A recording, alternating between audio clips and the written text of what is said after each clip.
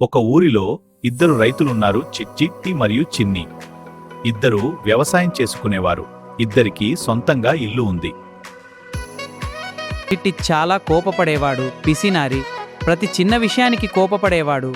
కుక్కలు పిల్లలను కొట్టి సాకే వ్యక్తి. కరుణలేని మనిషి. చిన్ని చాలా మంచి మనిషి. తన కుక్కలకు పిల్లలకు రోజు ఆహారం వండి పెడతాడు. ఊరిలో జనాలకు సహాయం చేసేవాడు. అందరితోనూ ప్రేమగా పలికేవాడు.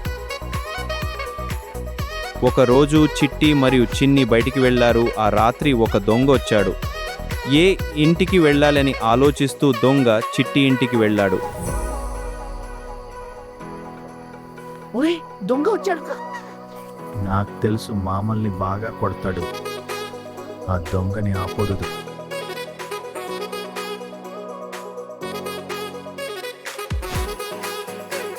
దొంగ చిట్టి ఇంట్లో నుంచి దొంగలించి చిన్ని ఇంటికి వెళ్ళాడు. అక్కడ ఉన్న కుక్క పిల్లి దొంగను తరిమేసింది.